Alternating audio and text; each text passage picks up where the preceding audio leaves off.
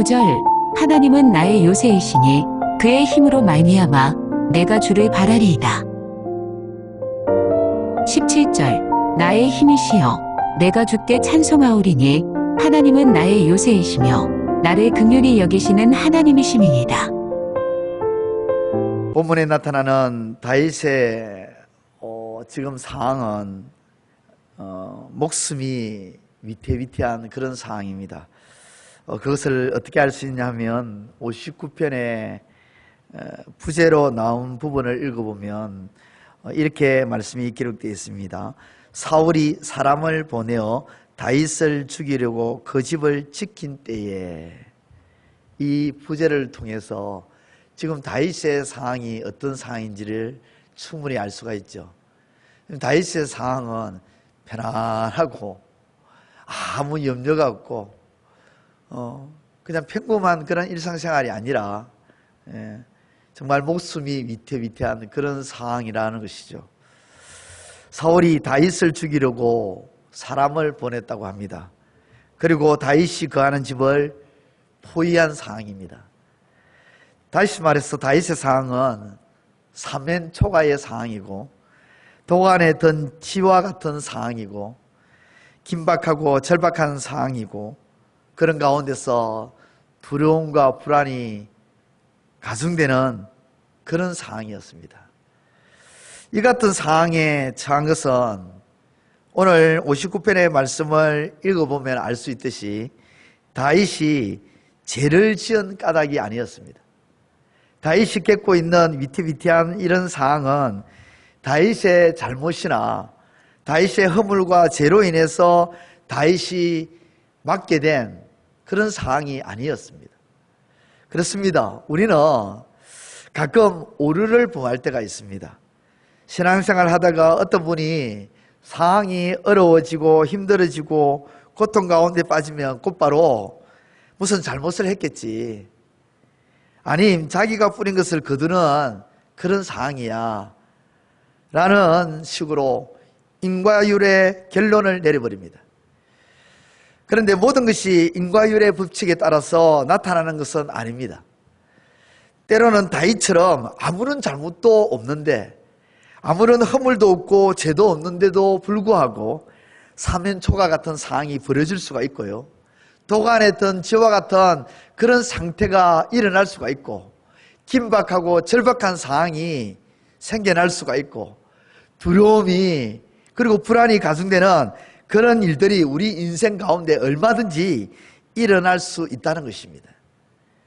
왜 그런 일이 일어나느냐? 왜 그런 일이 일어나느냐? 그것은 바로 오늘 본문 말씀 2절 이하로부터 읽어보면, 말씀을 묵상해 보면 악을 행하는 자들이 있기 때문입니다. 악을 행하는 자들이 있기 때문에 내가 아무런 잘못을 행하지 않음에도 불구하고, 내가 어떤 허물이나 죄를 짓지 않음에도 불구하고 내게 이런 일들이 충분히 일어날 수가 있다는 것입니다. 악을 행하는 자들이 악을 행하기를 어떤 식으로 행하는지 하면요, 2절 말씀을 보면, 오늘 2절 말씀 같이 한번 읽어볼까요? 2절 시작. 악을 행하는 자에게서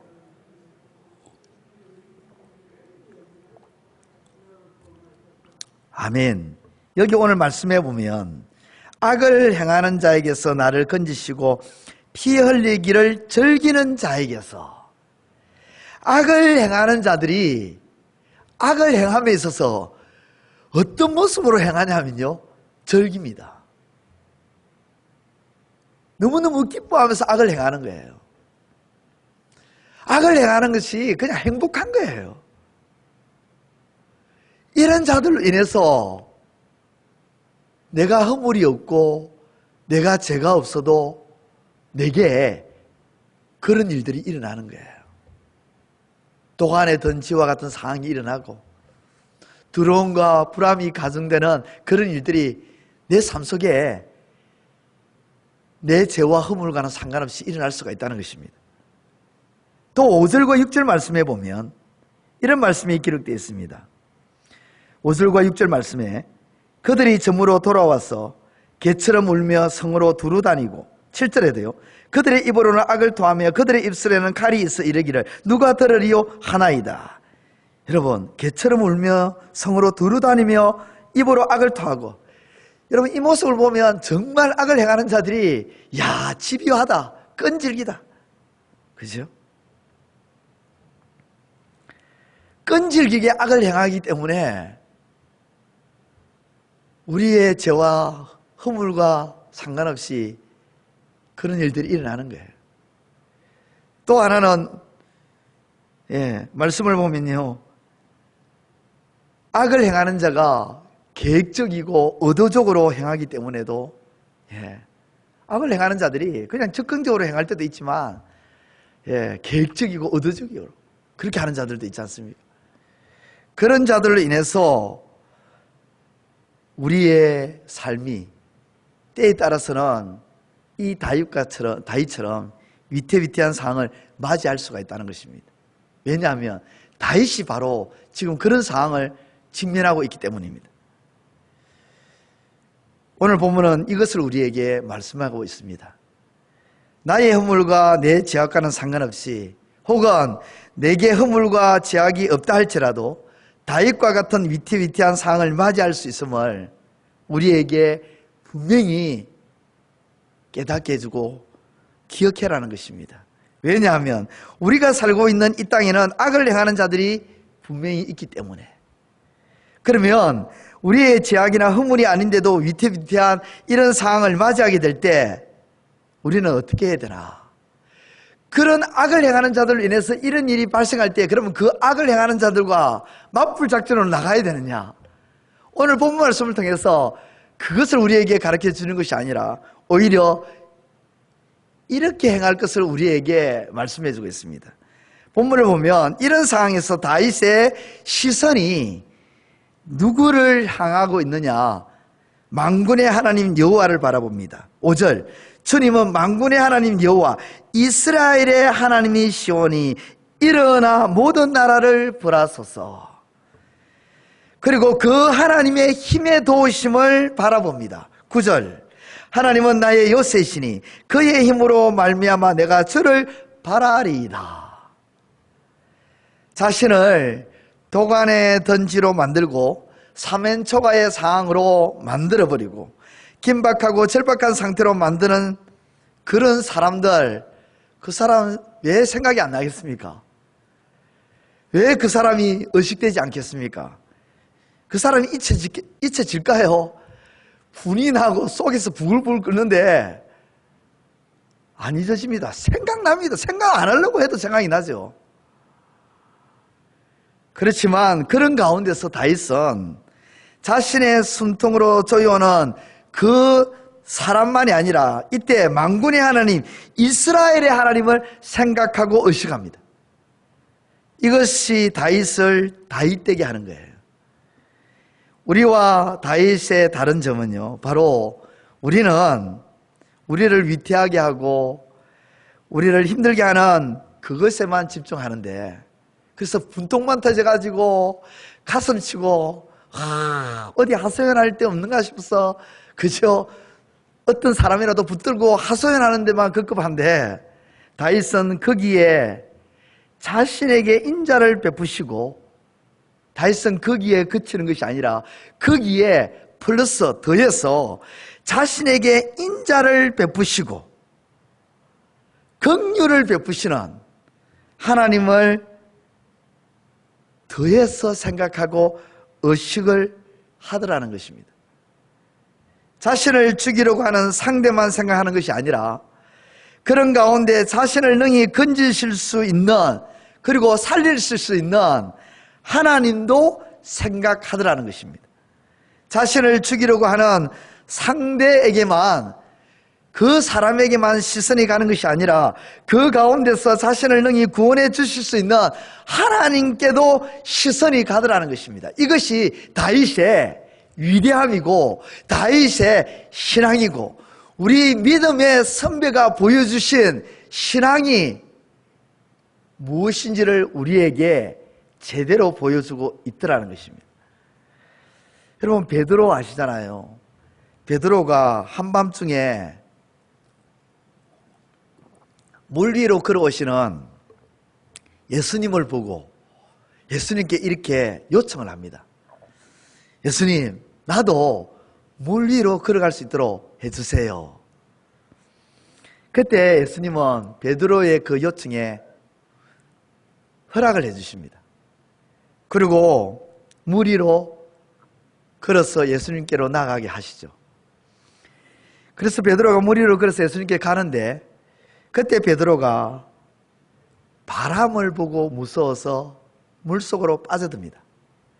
물속으로 빠져들 때에 우리가 일반적으로 살려줘 이렇게 말하지 않습니다. 이때 베드로가 마태복음 14장 30절에 뭐라고 말하냐면 주여 나를 구원하소서. 예수님이 이 베드로의 이 부르짖음에 즉시 손을 내밀어서 베드로를 붙잡아 주십니다.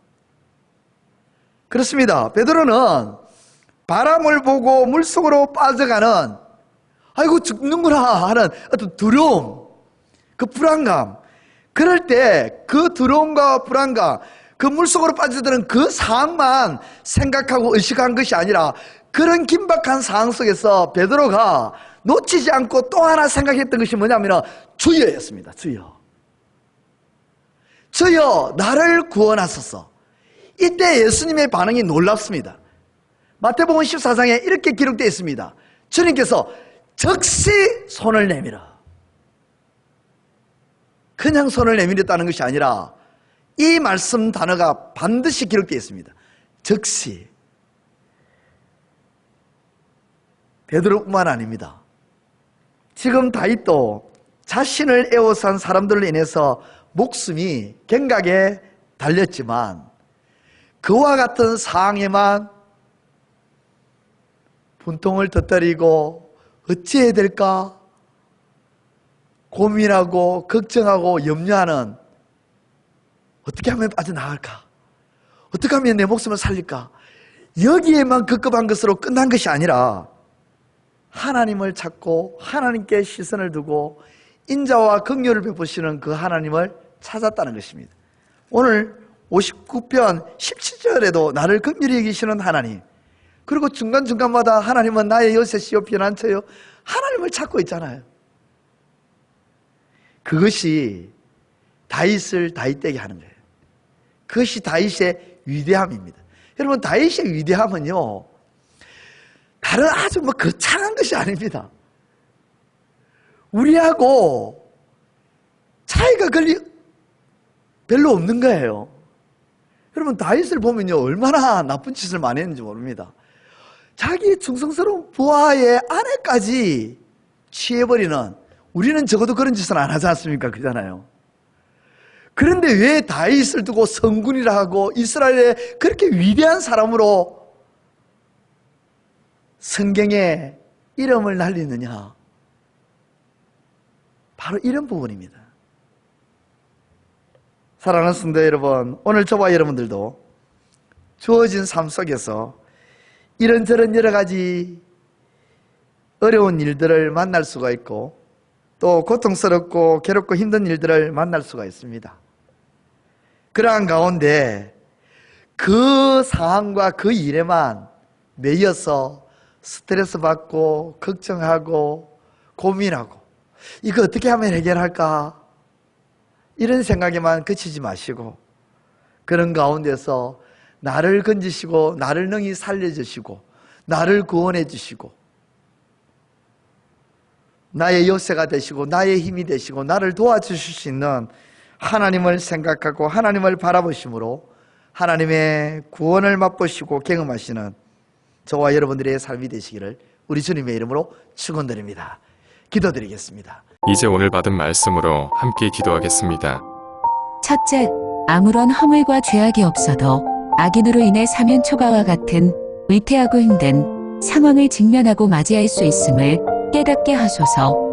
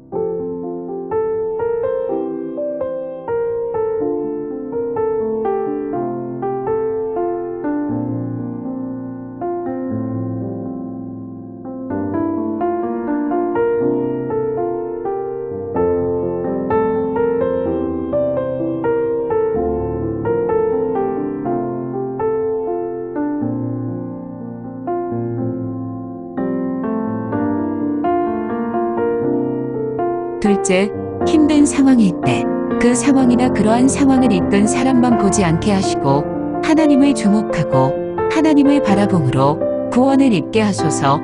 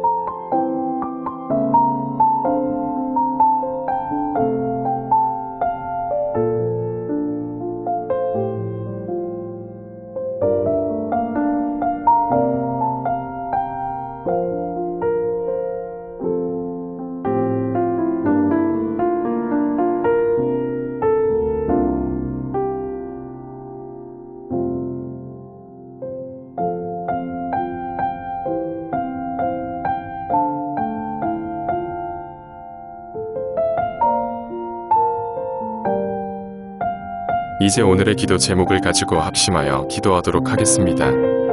첫 번째, 하나님의 은혜로 의롭게 된 것임을 기억하며 오늘도 내게 허락한 이 하루의 삶을 의로움을 향해 달려가는 삶이 되게 하소서.